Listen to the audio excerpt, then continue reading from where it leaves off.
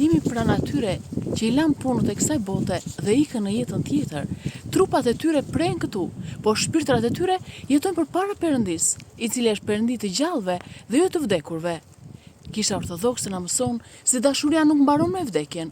Edhe pse të dashurit tanë nuk janë më mes nesh fizikisht, ne vazhdojmë të ndihmojmë me atë që kemi më të çmuar, pra me lutjen. Lutja jonë është zëri i dashurisë që kalon kufijtë e kësaj bote dhe ngrihet drejt mëshirës së Perëndis deri në qiell. Ne i ndihmojmë shpirtrat e të fjeturve, ku lutem për ta me zemër të përrullur, duke besuar ata mëshirës së Zotit, kur marrin pjesë në shërbesat për të fjeturit, për kujtimoret, sepse kisha lutet si një trup i vetëm. Kur bëjmë vepra mëshire në emrin e tyre, ndihmojmë të varfrit, i falim, tregojmë dashuri dhe paqe. Kur jetojmë jetë të drejtë, sepse shembulli i mirë është një dëshmi e mirë e besimit për ata që vetë ata na lanë. Shpirtrat e të fjeturve nuk kanë më mundësi të pendohen apo të bëjnë vepra të mira në këtë botë, por ne të gjallët mund të lutemi për ta.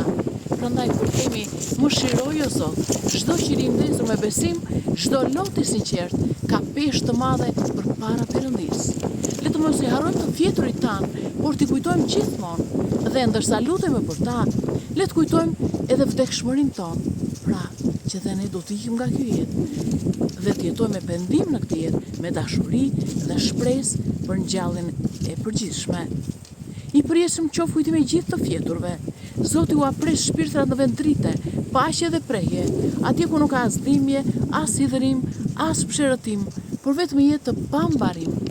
Amin.